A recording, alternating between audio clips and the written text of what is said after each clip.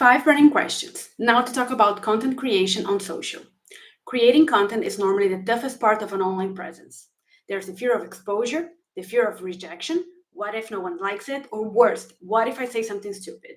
The unknown, the questions about what to share. Let's discover 5 of the most common questions I get during my training sessions. I'll be focusing my answers on LinkedIn, but some are similar to other social platforms as well. Why should I share content? Everything about my industry is already one Google search away. That might be true. The reality is that your prospects are on social trying to find information that will help them in their journeys. They will read 3 to 5 pieces of content before reaching out to a company or a seller. If you're not sharing content, they will be getting this information from your competition, and you'll be losing a precious opportunity for them to learn and be influenced by you. They might not be ready to buy now, but if you're nurturing them with valuable insights and content, when they are ready to buy, you'll be on the top of their minds. What type of content should I share? Focus on the topics you like to build your thought leadership in. Is it technology, marketing, sales? Then share industry trends, news about your industry, answer common questions your prospect asks you, uncover myth, and educate your audience. This should be the majority of content that you share. You can also share content about your company, the solutions, events, company culture. This should be only a small fraction of what you share. Otherwise, you become a corporate ad. And we all know what happens with ads. They get skipped as soon as we can. You can also share personal content. I'm not talking about your last vacation or what you did with the family over the weekend, unless there's a business learning out of it. But you can talk about a meeting you had with a partner, an event you participated in, a new course that you took. Share industry articles, like an interesting article you found on Forbes or Harvard Business Review. In every type of content you share, add your personal touch to it. Write as you speak and think of it as a conversation. Avoid copy and paste from AI tools. They sound robotic and don't add personality. I'm not saying you can't use AI to get inspiration, but if you do, rewrite it or add your personal touch to it.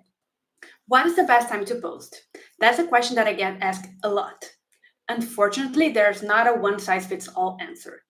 Every year, we see studies from HubSpot, Hootsuite, Sprinkler, Buffer talking about the best time to post, and normally each focus on a different objective, so the results vary a lot. The latest HubSpot research said that most marketeers say that they have the best results posting during morning hours, from 9 to 12, followed by early afternoon, from noon to 3 p.m. And the best days are Mondays, Wednesday, and Tuesday, in that order. Sprinkler says that if you're looking for ROI, the best times is mid-morning from 10 to 11 and lunchtime from noon to 1. And the best days are Tuesday, Wednesday, and Thursday. Buffer, on the other hand, says the best time to grow following and boost engagement are during the afternoon or weekdays, mornings on Sunday, and shockingly, 10 p.m. on Saturdays. As you can see, it depends a lot. And they didn't even add the layer of who's your audience. Let's take my audience as an example of how complex it can be to try to share it on the so-called best times to post. I have part of my network in Brazil, where I'm from, part in Europe, where I live, part spread out across South Africa, US, and Asia. Which time zone should I consider? More importantly than what time to post is to post. I have a client who shared posts on Sunday mornings and they are very successful.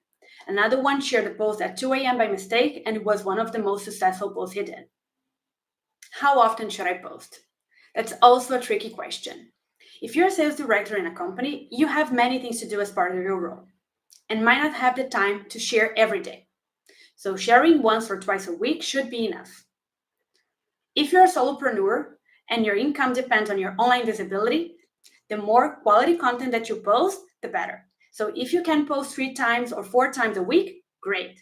It's also about finding the balance of making sure your audience remember who you are and get nurtured by you regularly, and making sure you don't post too often that gets them overwhelmed.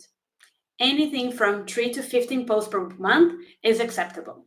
To determine your number, you need to know how fast you want your results and how much time you have to dedicate to create great content worth reading. It is more about quality than quantity.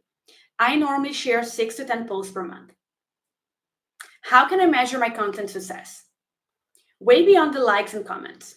To me, it's more about understanding if you're hitting the right target audience. Have a look at your analytics and discover if people viewing your posts are from the target companies you have or if they have the job role that matches your target audience. Look at the people engaging with your post. Are they past recurring clients or prospects? People from relevant industry? If yes, this is a successful post in my opinion, even if you had 5 or 10 likes. What are your questions about content creation? Leave them in the comments and stay tuned for more 5 burning questions.